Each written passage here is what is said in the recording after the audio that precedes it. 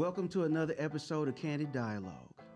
Now, on this episode, if you're a football fan, if you're an entrepreneur, if you're an underdog, if you've been counted out, if people have doubted you, this is the episode for you. Because everyone, no matter what you're trying to do, you went through ups and downs that may have caused you to want to quit. Today, our guest went through all of those things, and because he didn't quit, he is now a Super Bowl champion and a successful entrepreneur. I'd like to welcome Mr. Gary Brackett to Candid Dialogue. Thanks for having me. Gary, man, I want to say thank you for coming out and doing this with us. And they'll tell you this, when we first said that we was going to do this venture, Candid Dialogue, you was one of the first people on the hit list. That's dope. And I sent out a list to everybody. Your name was at the top of the list because the reason why I wanted to do this was because there's so many people that are trying to do something. Whatever it is, you know, they're trying to do something and they see a person's success, but they don't realize that before they got to that success, there was a whole bunch of other stuff that they had to get to. And because you don't normally see that kind of thing on social media or you don't hear a person's story, they feel like they're failing because their success hasn't come as quick as they think it should. Right. So when we look at you, you know, I grew up, love football. Every kid grew up who loves football. They want to go to the Super Bowl, win the Super Bowl, be on a commercial where they say, "Where are you going?" "I'm going to Disney World." Yeah. Every kid who loves football has dreamed that has happened. You are one of the very few people that can honestly say, "I dreamed that, Right. but I fulfilled that." But me knowing your story, there was a lot of things that you had to go through to get to that point. Yeah. So that's why I wanted you to come on here, Right. because somebody's going to get better Yeah. hearing your story. So before we get to the successes, the Super Bowl, I wanted to know what drove you to football when you were a kid. Was that what your first love, or was it something else? Yeah, man, that's a great question.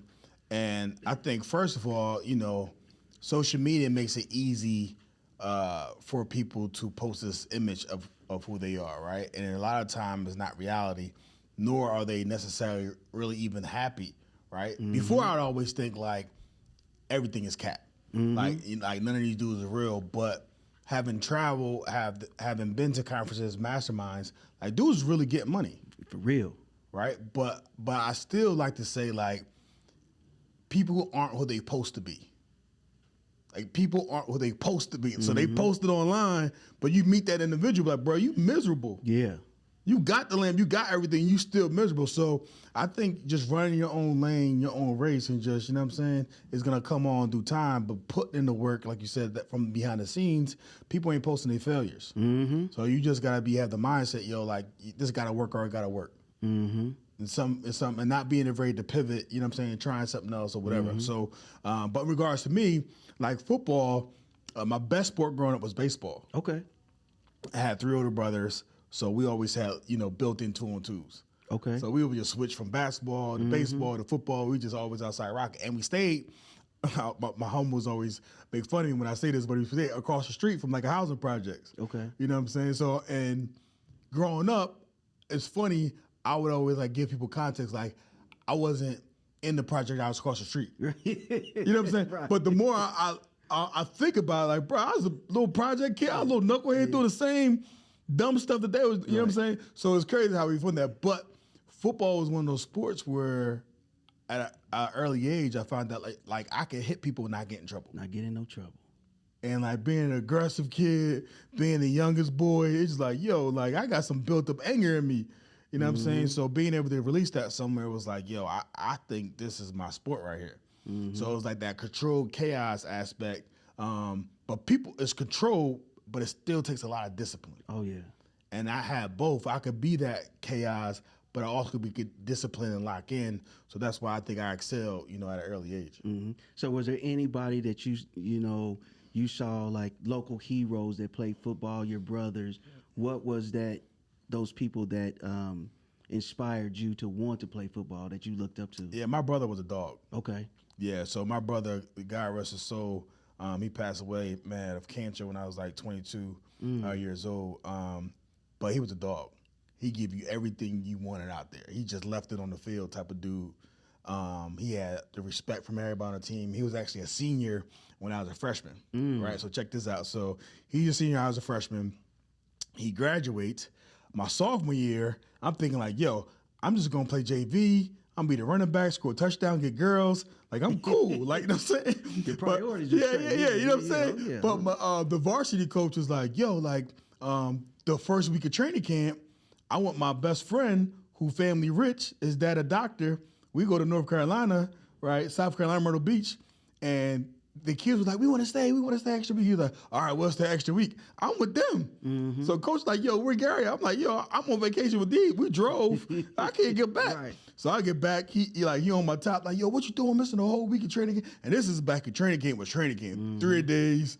So I missed a whole bunch of stuff. So I'm just like, whatever. Like, I'm playing JV. Like, I'm talking to the varsity coach. Like, man, you tripping. So I still remember this. The first game, varsity, I'm dressing because I'm on JV, whatever. So somebody make a mistake, and he was just like, he frustrated, you know what I'm saying? We playing a rival. First game, he's like, Brackett, get in. So I get in, I'm like, what? So I get in, first thing I do is blitz. Pew! Tackle for loss. Crack. So then the coach looking at me like, yo, like stay out there. Yeah. So I'm like, all right, cool, blitz again, another tackle for loss. So I'm just going crazy this game. 15, 16 tackles for loss. Everything was crazy. We win like a tight game, like 14-12 type thing. So I'm celebrating after the field, and the coaches like ain't know, like, oh my God, like this dude a sophomore, we ain't see him practice, so we don't know what he could do. Right. So the other coach is like sprinting off the field, and he's like, yo, this is illegal. You got a 5th-year senior out here playing with my boys. This is crazy. Brackett should not be out here. He already played 4 years. And he was like, that ain't Greg. That's his brother Gary. Like, he a sophomore. He was like, a sophomore? So what happened was, it was a situation where it's like, yo, you could pay money to put your name on the back of your jersey. But my mom was like, boy, you better wear your brother jersey. Like, I just paid money last year from 32 with Brackett on there. Right. You better rock your jersey. So I rocked my brother jersey. So it was like same size, same built, but it was just like, it was one of those things like passing the torch, like, yo, there's another Brackett in town. So, I mean, he was at the game, you know what I'm saying? Obviously, he coaching me up. He loved it. But, yeah, my brother was my role model for sure. Right. So would you say high school you was a superstar? Yeah. Okay. But the crazy thing is, we were Group 1, 500 kids, though. Okay. Yeah. So it's like how big, you know what I'm saying, you really were was, but I mean, I was the man. I was, you know what I'm saying, play both sides of the ball. My senior year, I was the punter and punt returner. So I literally didn't get off the field. You did everything. You know what I'm saying? Yeah. So I did everything. But the crazy part is we played in week conference and we will be winning 28-0 at halftime. So a lot of times, like, I'm out the game. So if you just look at stats, you just like, yo, his stats ain't like that. Like, he must not be that good. Well, I ain't playing. Right. Like, I'm sitting at halftime.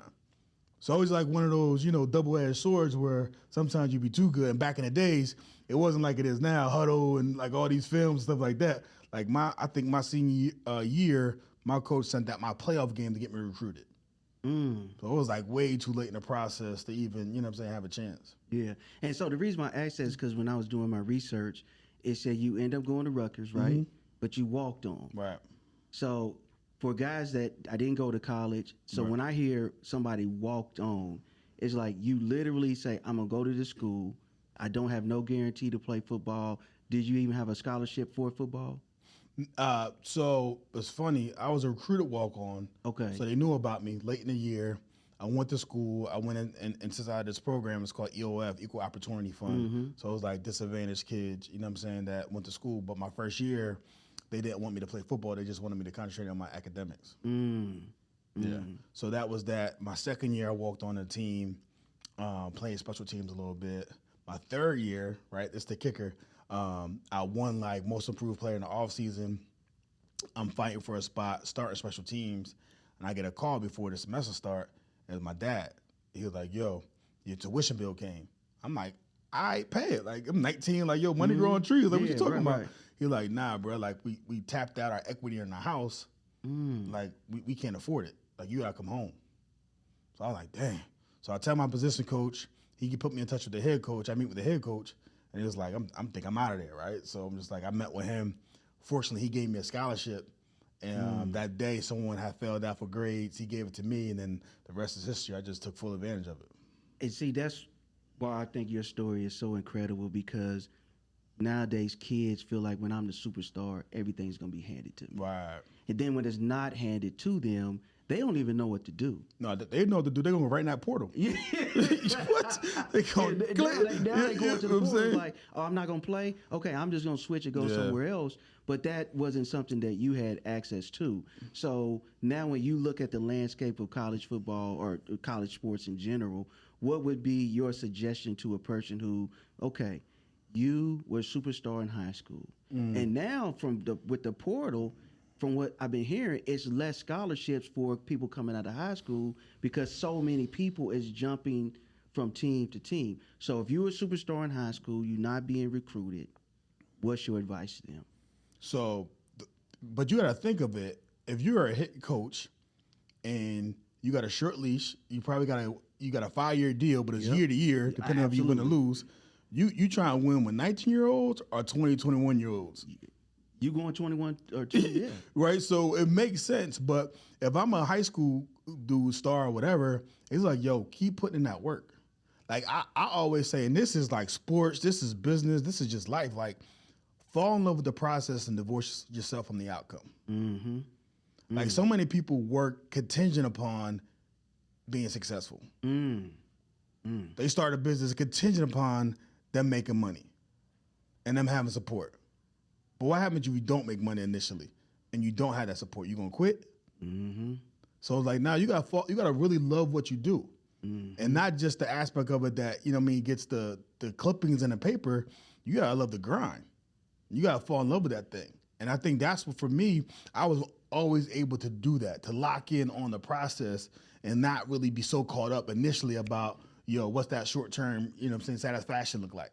This is a drug. So many people are addicted by that. You open it up with the social media thing, they just like, is this it? It's like, nah, bro, you gotta put in work and eventually it will be it. And I think for me, if I had one secret, like that's it. Like, I'm not gonna really concern myself about that initial talk and chatter. Like, I'm gonna put this work in for me. Mm-hmm. And see, that's why I was saying, regardless of what you're doing, your something is going to have those ups and downs. Right. And that's why I appreciate having these conversations because someone's going to look at this and say, well, I want to be this and I put in all the work. It ain't work for me and I got to quit. But if that's the way that you're going to go with it, you're probably going to never do anything. Yeah. It's funny. I love Cam and Mace podcast. And one of Mace things was like, if something ain't working, there's 2 reasons.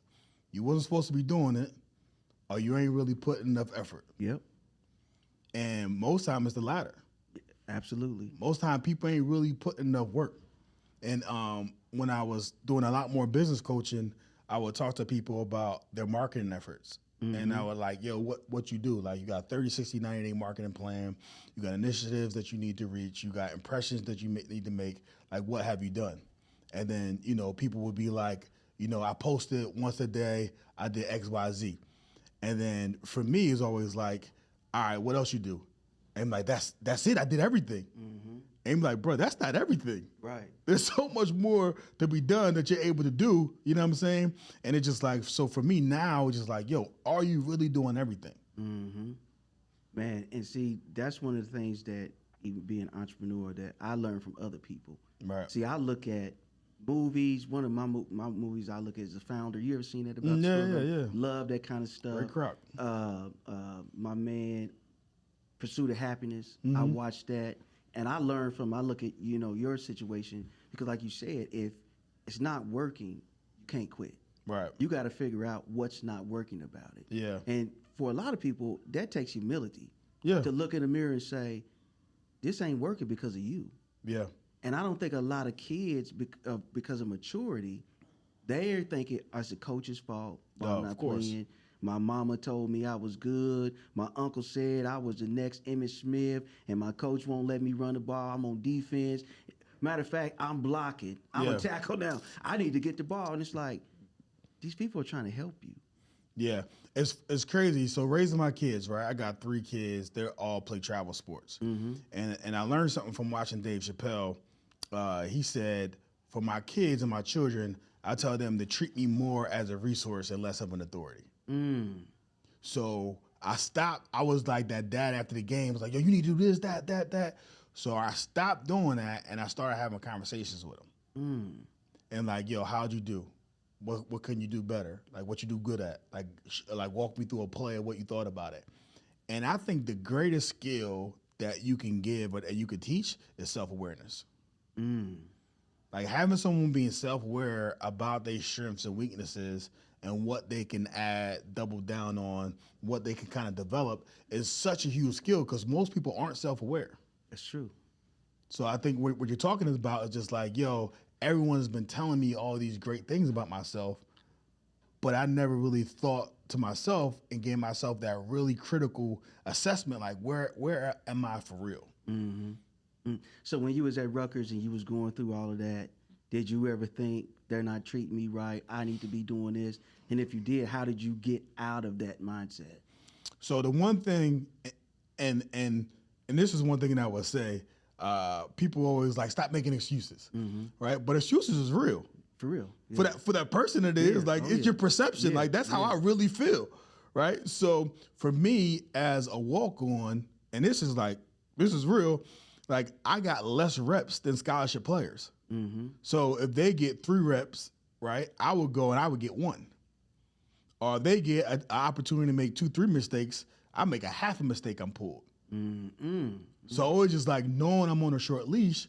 So what I got really good at was like playing the game and visualizing it in my head. So I would take mental reps and I would line myself up, you know, where am I supposed to be in the play? I would read my keys in real time, and in my head, I would play the game and make all the decisions that I make. All right, guard pull, bam, I'm over the top. All right, hi-hat, bam, it's pass, I'm getting out of there. And I would take real live snaps of mental reps, so when I got into the game, I'm playing, they're like, yo, how does this dude ain't making mistakes? He don't get no reps. Because everybody else, when they ain't in, they talking to their buddy, they over here doing this, they doing that, right? They don't know what's going on out there. But for me, I heard the coaching points, I heard the corrections, you know what I'm saying? And I just took 15 snaps mentally. So by the time I get to the game, I'm like, yo, let's go. They're like, yo, how you? And really in the NFL, it was the same thing. Like I'm watching film, I'm studying, I'm doing all these things. So like mental is the physical 4-to-1. And if you get strong mentally by taking mental reps, bro, it's only a matter of time before it starts showing up. Can you teach that, or does it have to be in that person? I don't know if you can teach people to really lock in. Yeah. Because the thing of it is, like, I had this saying, and it was like, and I can't use it no more. I don't play no more. But I had this thing, like, on Sundays where it's just like, yo, I'm on. And when I meant I was on, it meant like, oh, I was activated. All 5 senses was locked in, eyes wide open, and I'm sensing like, yo, who's in the game? Like, what number tight end is in the game? Did they left tackle get injured? Did somebody switch from him? I'm studying the film. Like, I know tight ends in the game. 87 runs a 4.8, 4.9, right? 86 runs a 4.4. So I know I got to back up a yard because he's faster than I am. So I knew all those things, right? So then when they came in the field, it was like, yo, I'm ready to go. Like, I'm mentally prepared. And in business the same way, like you talked about studying your notes before the podcast.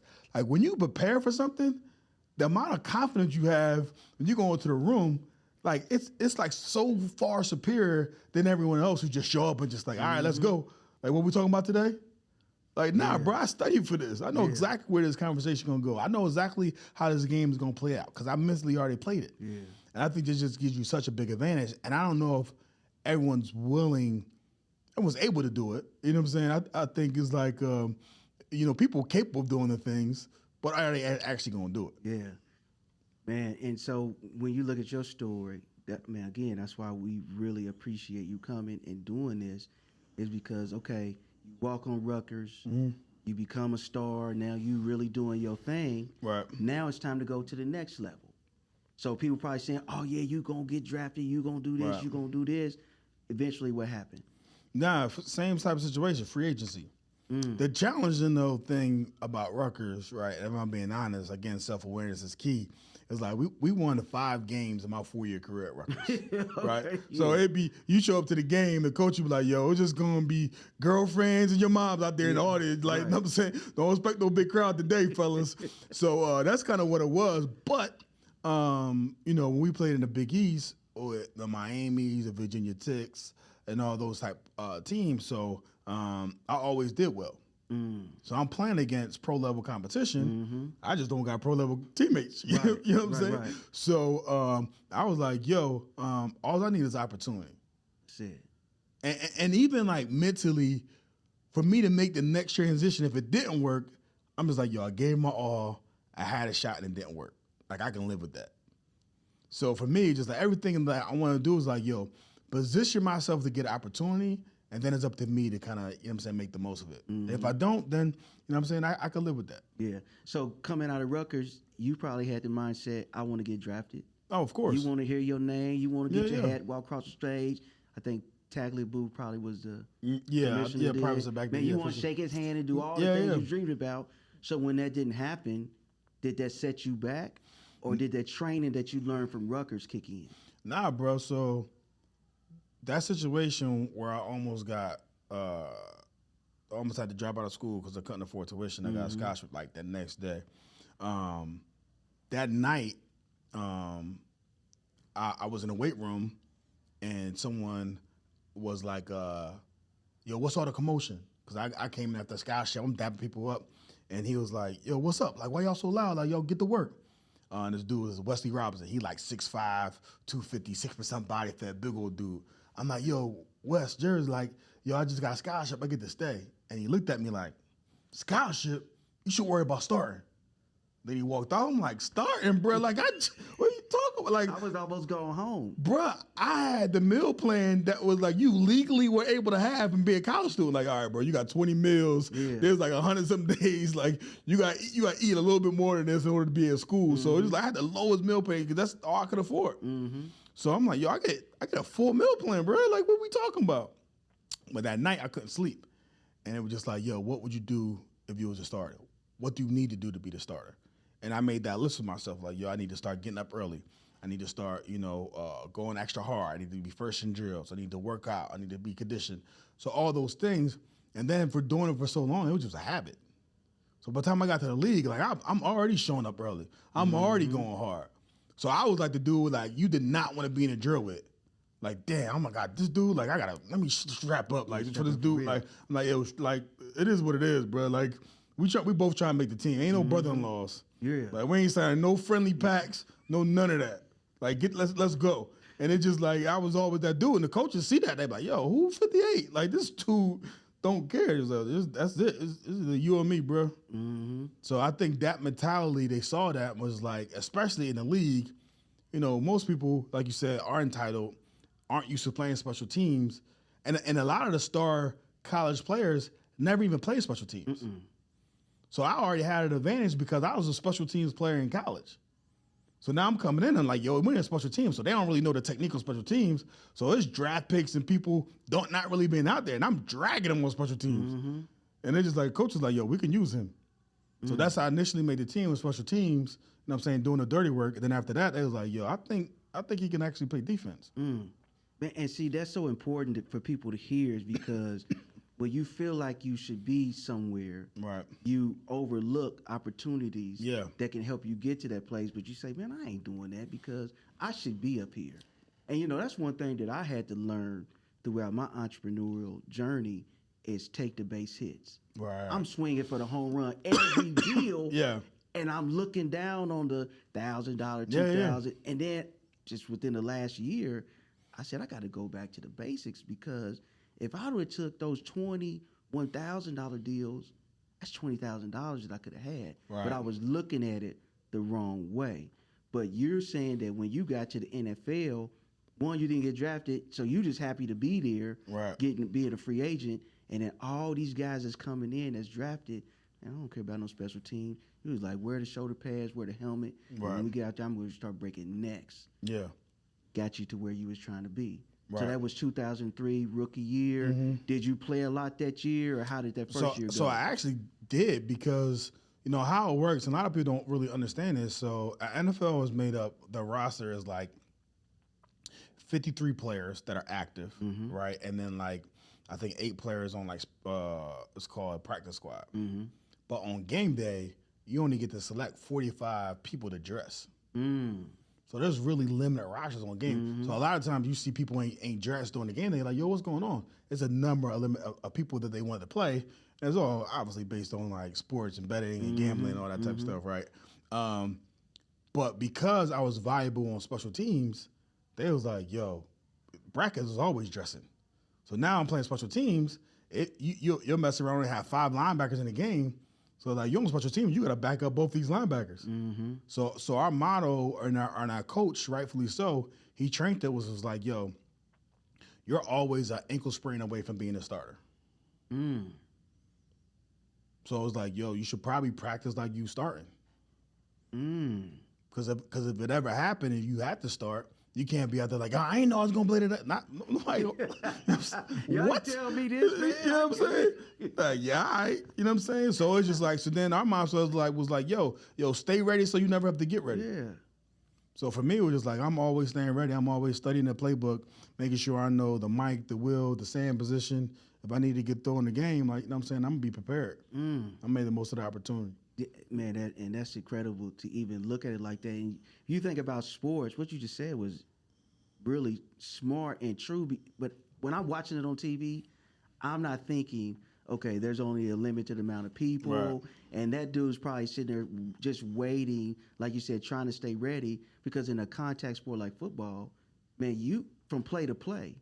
Bro, football is 100% injury rate. Yeah. It's not a matter of like if you're gonna get hurt. It's a matter of when. Just win. Yeah. So like you And always how bad. exactly. Yeah. So you just always gotta be prepared. You know what I'm saying, to go out there and make the most. And you know you heard the saying before, next man up. And that's just the mentality that all the great teams had.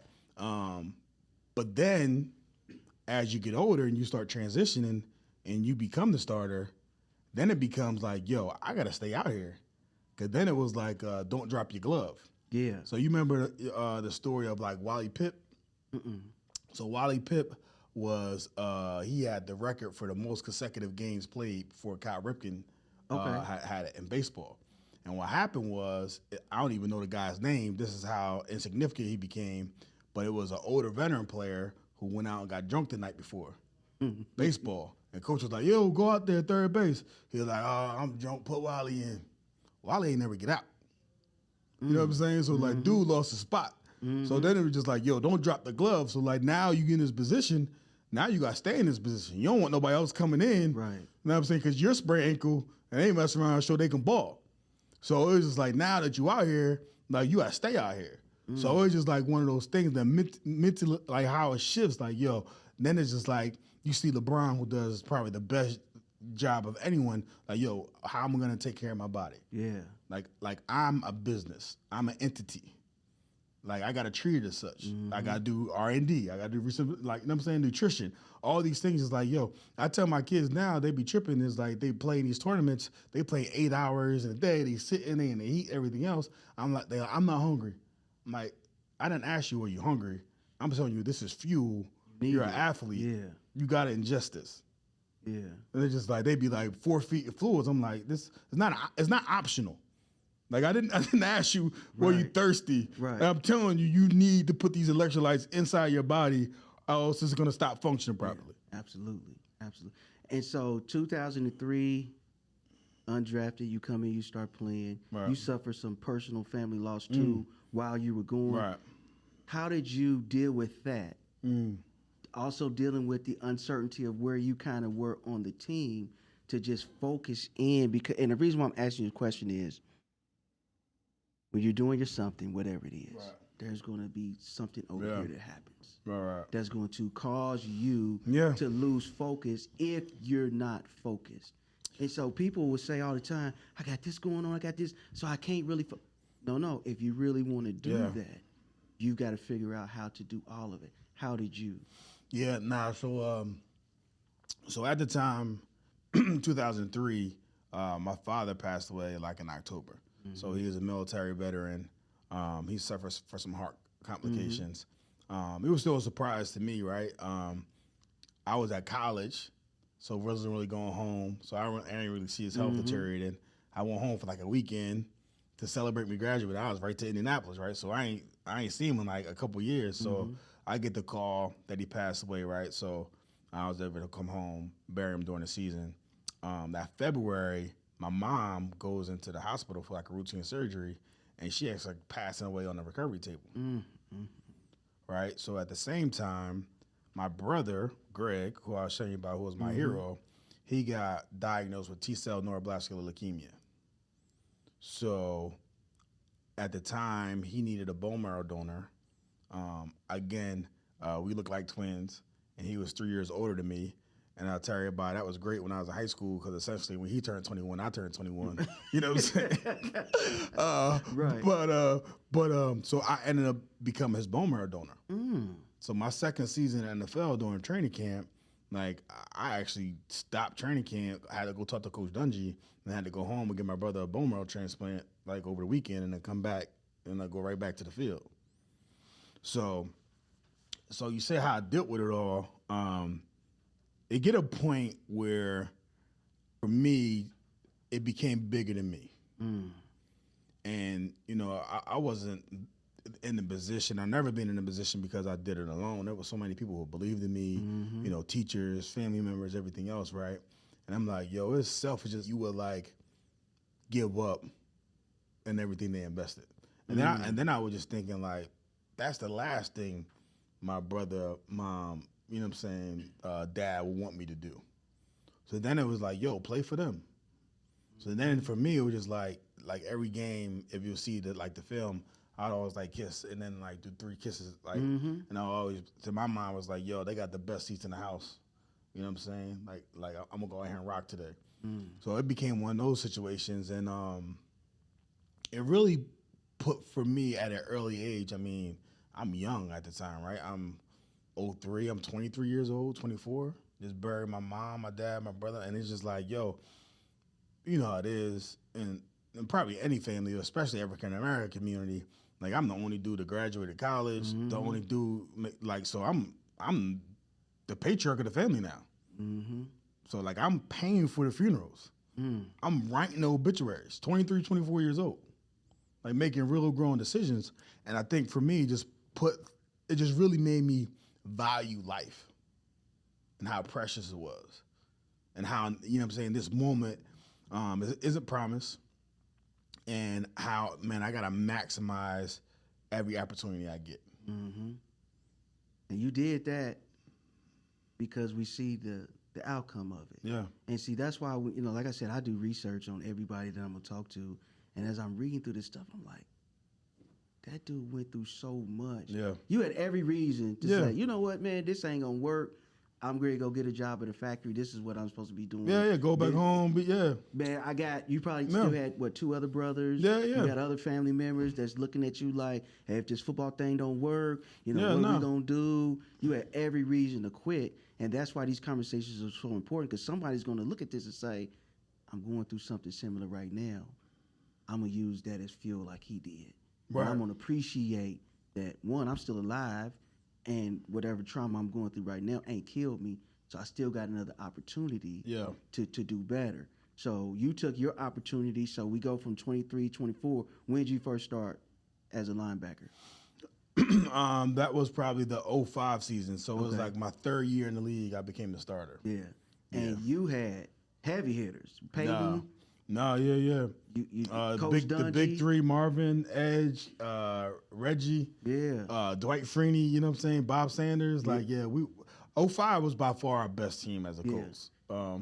Why do you think it didn't work in 05? You know, timing. We played Pittsburgh at home, and I think every time we had like a bye the first round of the playoffs, it just threw us off in terms of our timing. So sometimes it would take too long for us to get going, you know what I'm saying, to really, you know what I'm saying, get it. It's funny, I had like a historical play. I was going to ask you about that. I had Butters, you know what I'm saying, and the ball was in the air, right? So it's like, But for me, it's crazy, right? So it all kind of culminates because that 2005, right? It's like 2 minutes left in the game. Joey Porter, sacks Peyton Manning. We go for it on fourth down. Everybody leaving the RCA Dome, right? So I run out there on the field. It's like we got the ball on like the 4-yard line. Mm-hmm. You know, dudes already thinking like, I'm about to book my trip to Cancun.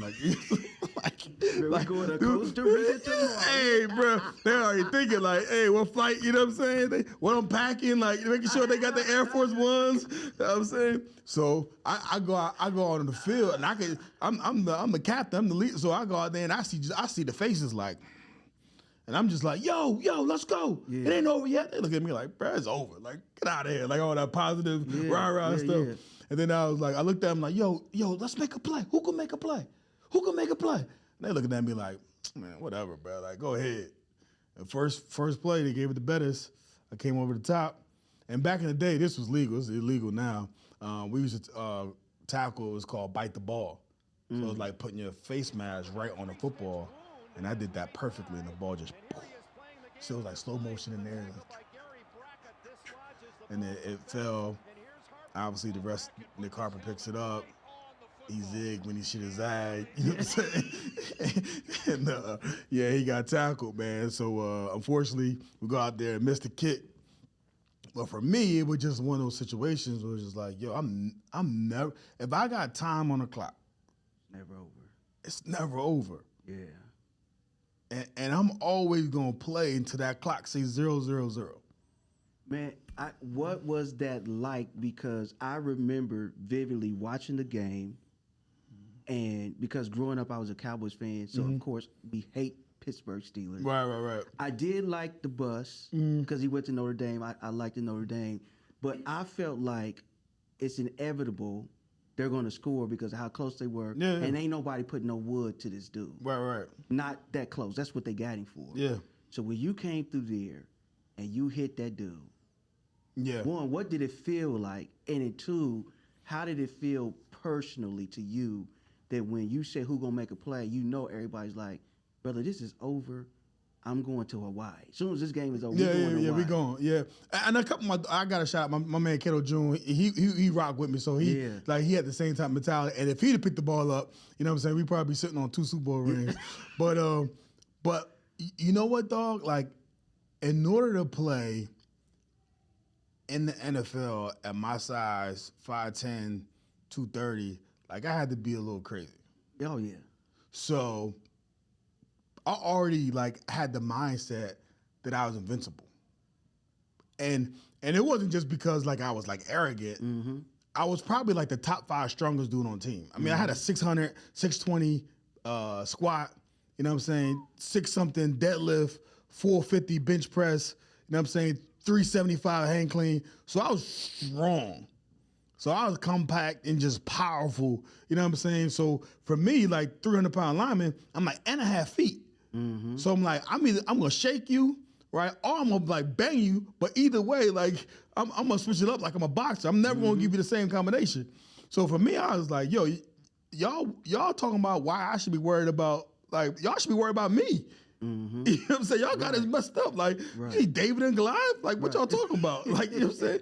So for me, I just always had the mentality. So for me, the bus, it was just another, you know what I'm saying? I've already was wound up this is, y'all gotta worry about me. So I wasn't worried about none of that. But that moment, I didn't realize how big it was at the time. Mm-hmm. I'm arrogant enough, 05, to think yo, we're about to win a couple of championships. I got Peyton, I got all these dudes on the team. You don't think yo, a lot of dudes never make it to the Super Bowl. Ever. They never win one. And I think it was some great dudes. I don't know if it was juniors. No, it wasn't juniors. Yeah.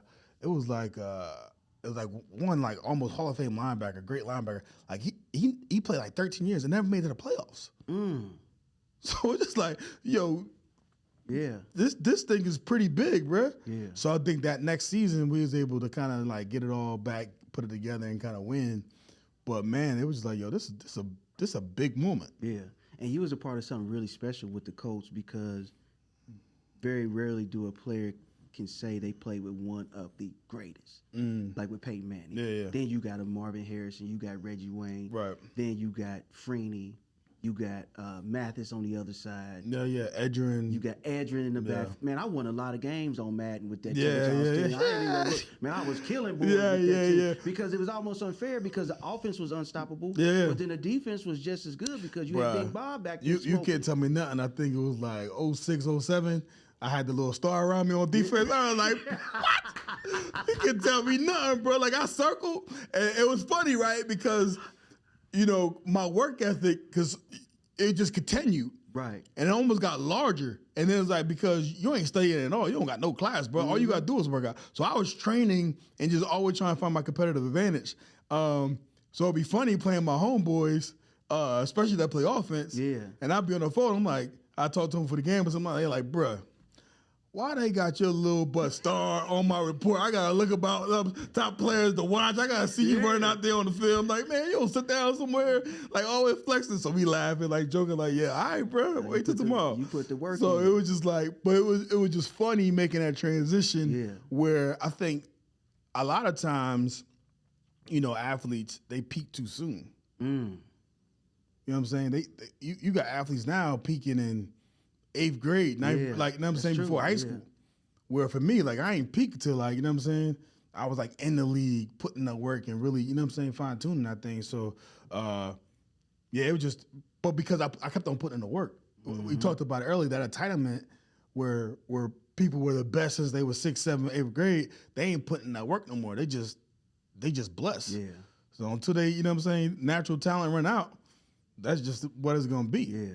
But man, like hard work beats talent if talent don't work hard. That's true, and I think you hit something right on the head. A lot of these young people, they'll be ranked number 1 in the country in the 5th grade.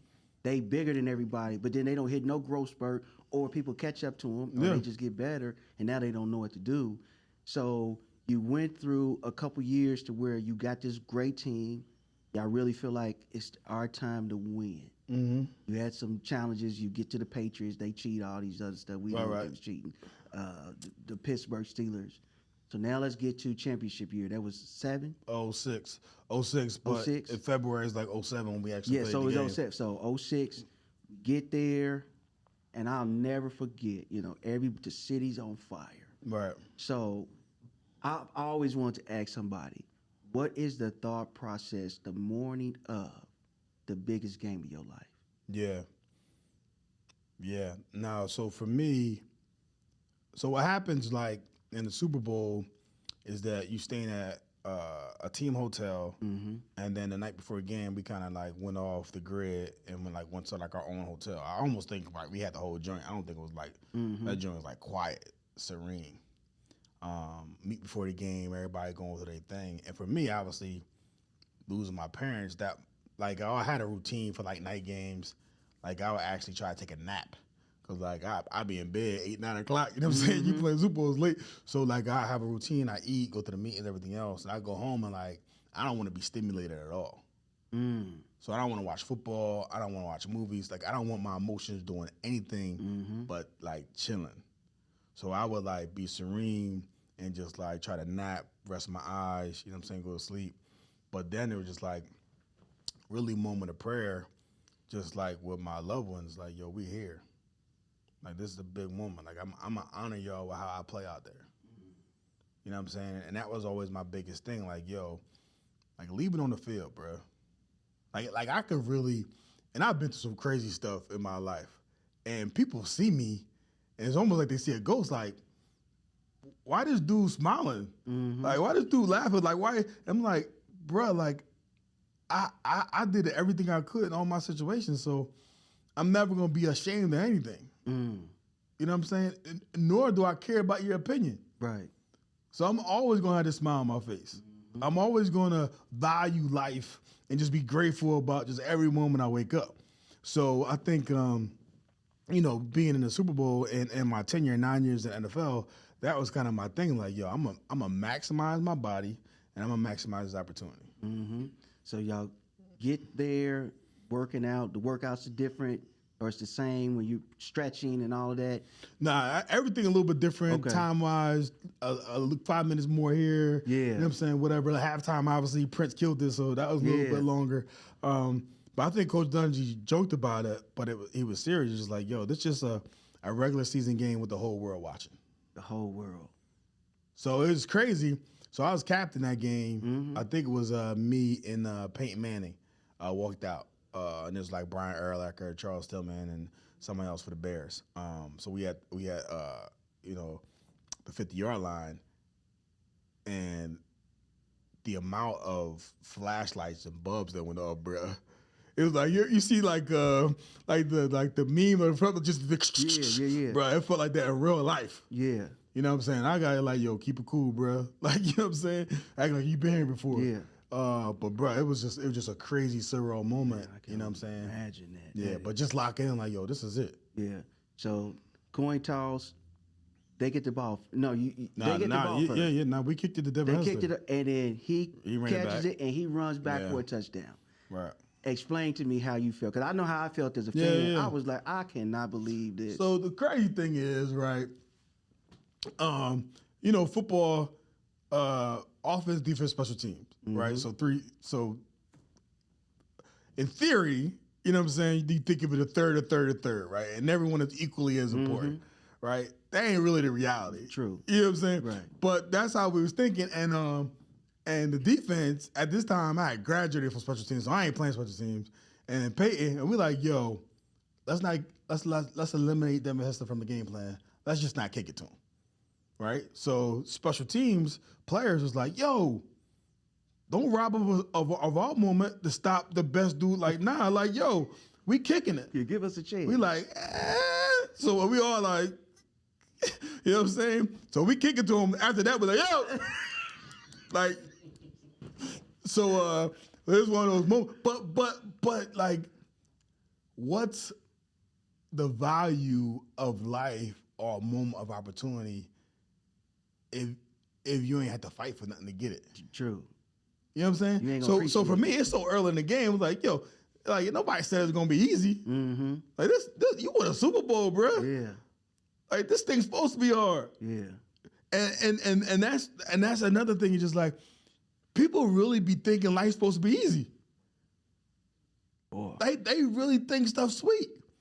And first time they get punched in their chin, they like, oh no, I ain't like, bro, everybody got plans you get hit. Yeah.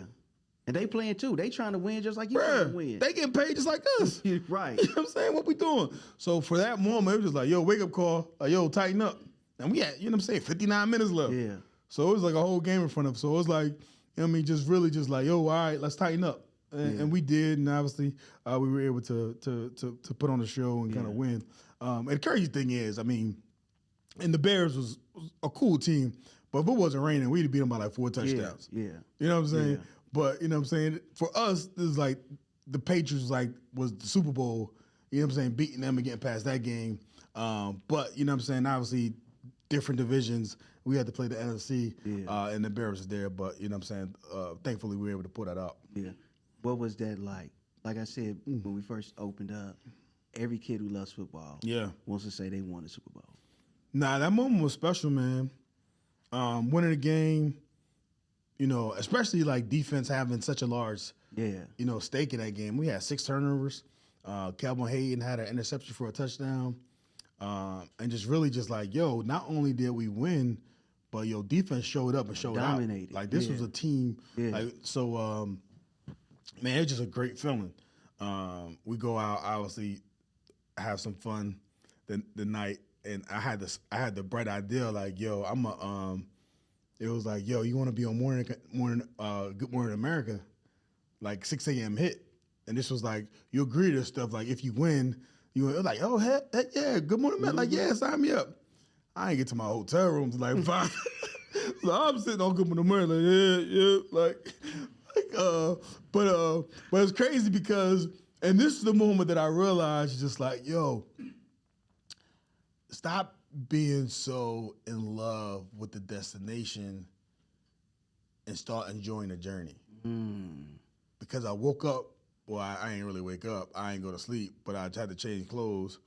So, but I'm brushing my teeth and water's still wet.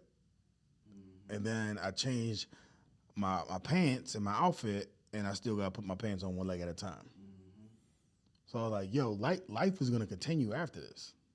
And they're just like, yo, like, but then I started thinking about the journey of what it took to get here, what I had to overcome. How many times, like you said, everyone could be like, nah, I get it. Like, I see why you quit. Nah, it's like, you know what I'm saying? I could have had one of those old Al Bundys, like, you know what I'm saying? Well, back in my day, like, the ghost didn't like me. I was hurt, you know what I'm saying? Ankle sprain, parents passed away, didn't have the scholarship. I had so many of those joints that I could have pulled out. Like, you know what I'm saying? And it was like, nah, I ain't gonna let none of that define me. I ain't gonna let none of that stop me. And they're just like, in that moment, just like, yo, just, so now just really, for me, I do a lot more just in life in general, just enjoying the journey. And not being so always caught up with the destination. The destination isn't always promised. Yeah. And even when you get there, you know what I'm saying? Like we all climbing these mountains, right? And then we get to the top of most of them, and then we look out over and be like, this ain't really what I was thinking it was gonna look like when I got here. Yeah. And then you walked over every little thing, every little gem, diamond on the road, and you're like, nah, I ain't worried about that. And wait till I get to the top, Jordan. That's gonna be, you know what I'm saying? That's gonna be it. And then you get to the top, you be like, this ain't really it. Yeah. So it's like, so now it's like, yo, nah, you gotta enjoy the journey, man. Yeah, you gotta enjoy this thing called life. It ain't promised. That's an excellent outlook. And winning the Super Bowl, I know you had to feel like, okay, it was all worth it.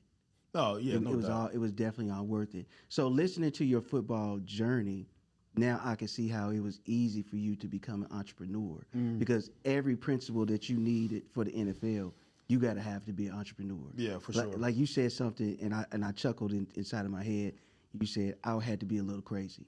Yeah. To be an entrepreneur, you gotta be a little crazy. Yeah, for sure. Because you gotta believe that I'm getting ready to accomplish something no one's ever done. Yeah. I didn't go to business school for this. Nobody in my family's ever done this. Matter of fact, I don't even know what I'm doing, but I'm gonna be successful at it. Yeah. So would you say that what you learned from the NFL catapulted you into being an entrepreneur? Yeah, I mean, I was an entrepreneur like before I was almost a football player. Like I was a dude, you know, cutting grass, shoveling snow. I mean, Rita's where I just got out here, but back in New Jersey, Rita's was popping. So I used to be like on the block with some Ritas, like, you know what I'm saying, in a cooler, like, you know what I'm saying, selling over. So I always was an entrepreneur. I laugh and say I'm unemployable, you know what I'm saying? Right. But nah, man, I just like the freedom that entrepreneur gives you. Financial freedom, time freedom, you know what I mean, like direction freedom. Yeah, it comes with a lot of challenges. Yeah. But I think, you know, for me to be able to be like, yo, you get to chart your own path, I think that's priceless. Yeah. So in your entrepreneurial journey, what are some things that you want to do? Right now you're doing real estate, you're doing speaking engagements. Is there anything else that you're trying to get involved for sure. in? I think definitely get back into coaching. Okay. I wanted to set my real estate up as more of an ATM and put pieces in place before I really started coaching. Because I feel like when I was coaching, and at one time I was coaching a lot of businesses, I feel like in the back of people's mind, they was always looking at me, but you don't got no business though. Oh yeah. You know what I'm saying? Yeah, and it was like, no, I could it's like even like you playing football, you got your position coach telling like, nah, you gotta go over here and then you gotta hit him. You looking at him like, bro, you ain't never played football a day in your life. But shut up. Like, you know what I'm saying? So I kind of felt like that. So it's just like, yo, I wanna, you know what I'm saying, legitimize and get a business and even the cash flow that having your own business gives you. But definitely coaching. I'm in a space that's interesting. Being a co-parent, I'm divorced. We got 3 children together. They're 15, 12, and 10. Like I've learned like my best ability is my availability. So I know I'm not gonna get these years back with my kids.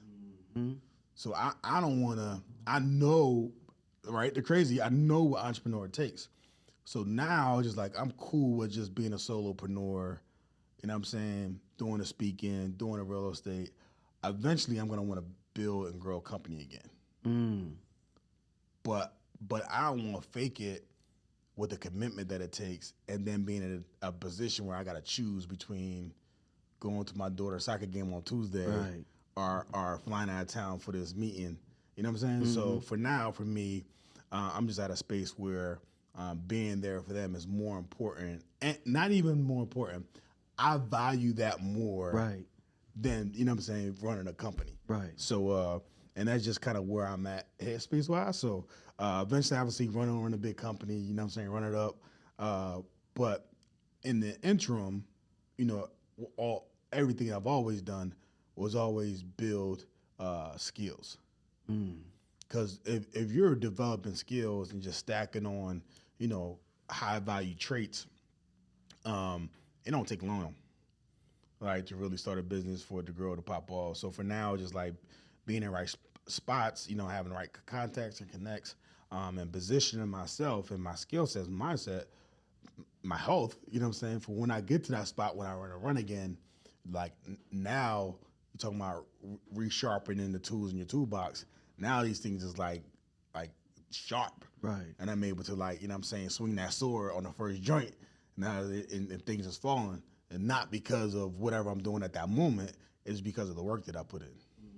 So what would you say that you learned from the restaurant business that you would tell somebody who said, "Hey, I want to open up a restaurant"? What Right. would be your advice to them when it comes to that? Yeah, so the interesting thing is, and I know people always like, yo, how you make $1 million in restaurant business is like start with 10 million, right? So that's the running joke, right? Yeah. You're gonna lose all your money. And a lot of it is true. A lot of people feel, I know I felt in that business. It's very rewarding though, in terms of the customer centric aspect of it and how people focused you need to be. So I love that point. The challenging point became there's so many things that are uncontrollable in regards to like commodities, like your costs. And even when COVID hit, and that's when we had to kind of like shut everything down, like we had like a miscellaneous items for, like, you know, your to-go boxes, your paper, your napkins. Well, now we had to do like extra security and gloves and masks and everything else. And that was another 3-4%. In restaurants initially, it was like you could make 18%. Then it was like 12. Then it's 8. You know what I'm saying? It just not a lot of room for error. Right? And then when things are shut down, everything else. So just like for me now, I would just never be in a low margin business. Right. Okay. So any business that like under 20% margin, like I'm not interested in. So now I like speaking. I mean, I'm like 90% margin. Yeah. Somebody fly me out, speak, yo, that's going to me. I got admin and things like that, but you know what I'm saying? Real estate being, you know what I'm saying, you putting in time, but a lot of that is high margin type stuff. So I just want to, you know what I'm saying, focus on high margin business right now. And the only caveat to being in like a low margin business is if you Walmart. Right. Walmart can make 3%, but they make it $300 billion. Yeah. You know what I'm saying? So that thing add up to something. So for me, I don't want to work that hard. I don't want to have that many employees. So I want to marry that sweet science of having a high margin business that does a good number of volume, right? So, and I also learned like 43 is still young in the business world. Yeah. Right. So obviously, you know, failing, shutting stuff down. And sometimes in Indiana or the Midwest, it's just like people will frown about you. Like, but you go to LA, you go to San Fran, New York, you the hottest CEO smoking. Like, he did what? What's his experience? What's his resume? What was he able to accomplish? Yo, I got a startup. Sign him up. Let's call him. Like, that's what we need. Cause it's just like, you know, not everybody, but somebody if you always been successful, if you never had adversity, you ain't gonna know how to respond when it comes. That's true. So I think, you know, it's rewarded in different areas of the country differently. But now, like I said, it's just about skill acquisition and position myself, you know, when my kids are older, and you know what I'm saying, I'm not spending every weekend, you know what I'm saying, on a field that, you know what I'm saying, I can put that time in that's required, you know what I'm saying, to really be successful like I want to. Yeah. And so one question that we ask everybody right when we get ready to wrap up is, because I'm a big believer no one does anything by themselves. Doesn't matter what it is. You know, someone say, well, what about tennis? Well, he's got a coach that they coached with before. So when you look back on your journey, the ups and downs, all the things you navigated, Who would you like to give flowers to and say, I appreciate what they've done for me to help me be the person that I am sitting here today? Yeah, the crazy part of that, it was like growing up. My father, he was like a military vet, and he was like really, what was it called, like claustrophobic, didn't like being outside, didn't like being outdoors. So he would rarely like come to games, or he'll come to a game. He'll sit in the parking lot and watch the game from the car. But my mom, with 5 kids and 5 different events, she'll find a way to show up to everybody event. Mm. So it was almost like a superwoman type effort where in baseball, you up the bat and you look up and your mom there, and you just know she's just at the other fields watching your brother or sister play. So, and not only her availability showing up, but how the humility of it. I can remember, like, you have kids, you buy food based on like who in the house.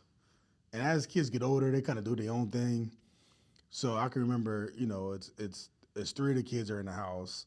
My mom is going out get some food, so she get 4 orders of food. She comes back, the older 2 kids are home. Mm. So of course, like she gives like her food to the oldest 2 to split. Mm. And I can remember being in her room that night, and I can remember like hearing this sound. I didn't know what it is. I'm 7th, 8th grade, but the sound was like her stomach rumbling Mm. because she was hungry, and the sacrifices that she made for us to kind of like have an opportunity is like something I could never, you know what I'm saying, lose sight of, or and I will always be thankful for. Because now, you would think it's just second nature, like, oh no, it's your kid, they gonna sacrifice. Not all parents gonna sacrifice for their It's kids. true. You know what I'm saying?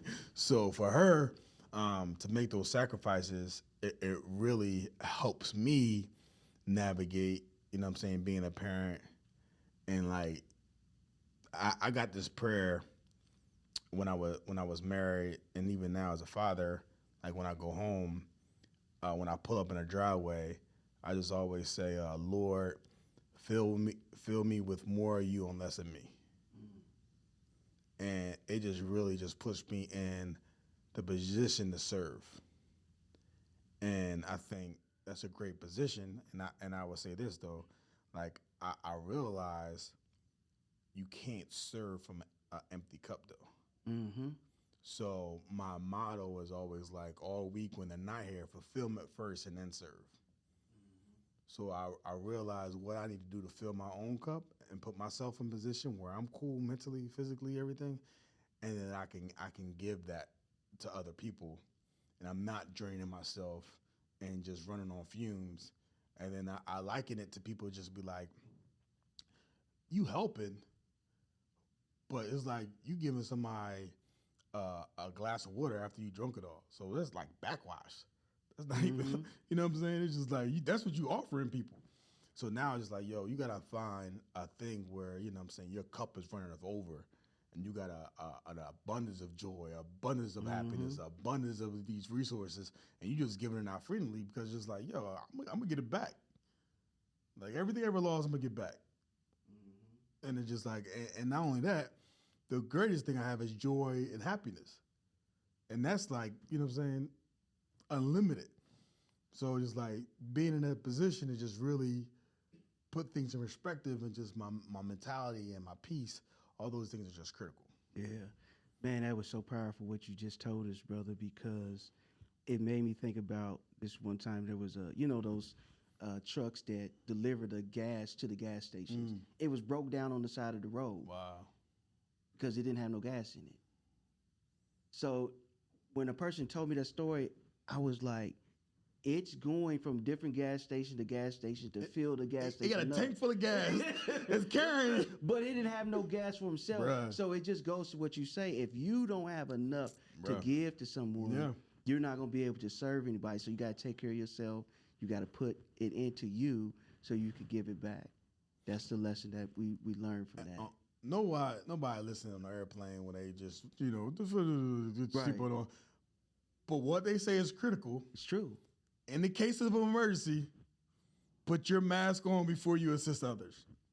Come on. You know what I'm saying? And we often overlook that, but every time we fly, that's what they say. But oftentimes in life, like we don't practice that.